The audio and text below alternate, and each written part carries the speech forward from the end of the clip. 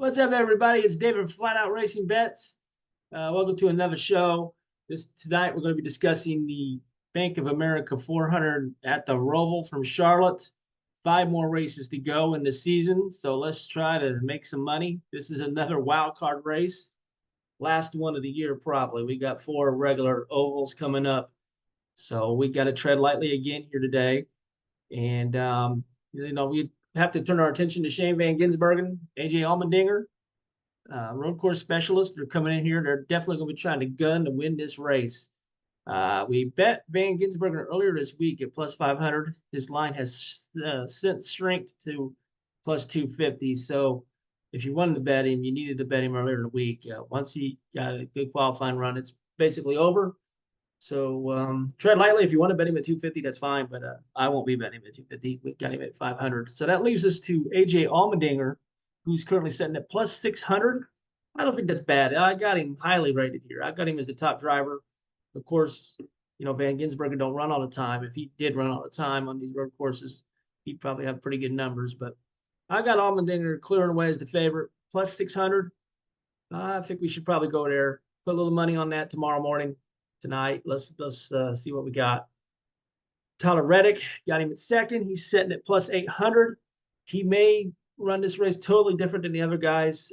Reason being, he's got to get stage points, and he may get shuffled in the order, because when you go in for stage points, the other drivers will pit first, and then when he takes his pit stop under yellow, he'll shake out all the way in the back. And if he does do that tomorrow, he's going to be in trouble. It's going to really be hard for him to get up front. So I don't know if that number is good enough for you to risk money on him. It's going to be quick. I just don't know if he can get back up there in time. So plus 800, just tread lightly with that. One guy that I do like here that doesn't have to race for points because he's already locked in, William Byron. He's setting at plus 1,000. I really like that. Seems like we, suggest William Byron quite a bit, but I like his chances. He's qualified up front. He doesn't have to play any games. He'll just stay up front. Just, can he beat Allmendinger? Can he beat Van Gisbergen? I don't know. But plus 1,000 is worth a shot. I also got Kyle Busch still rated high. Probably a long shot, but he is at 2,200. So that line has moved up.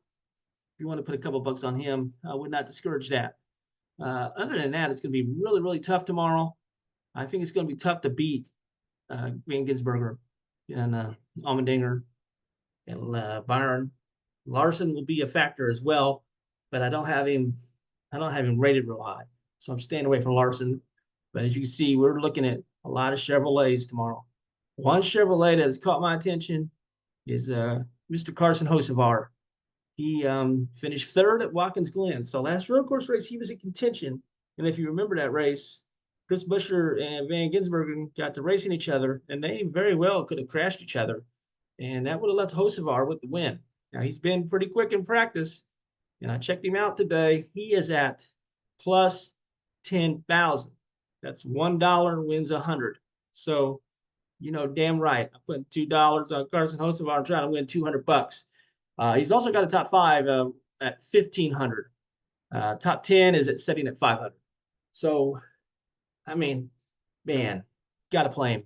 You got to play him. I don't think a lot of people will be playing him, but we got to play him tomorrow. Another guy I'm looking at who's got the same odds, 10,000 and 1,500, is Bubba Wallace. Not usually really good on these road courses, but he does have some practice speed.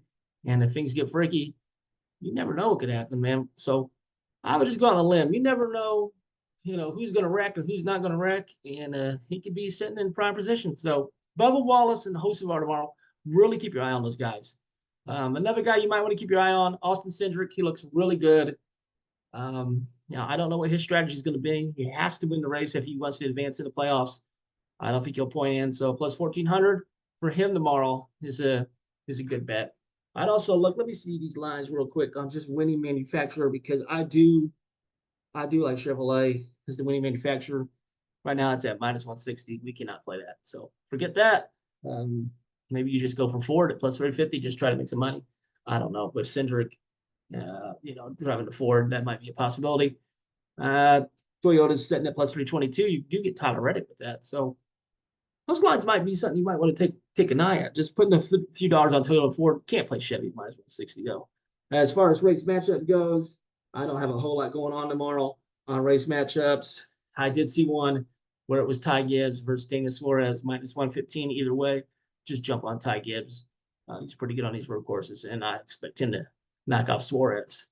So that's all I got this week. It's just another wild card race. Anything can happen, and you're more likely than not you're gonna be kicking yourself at the end of this if you put too much money on these cars. So just tread lightly, and we'll see what happens. We'll be back on Las Vegas next week, a normal track, and we'll be able to really jump on this. So have a good night, have a good weekend. Hope you win tomorrow, and we'll see you next week.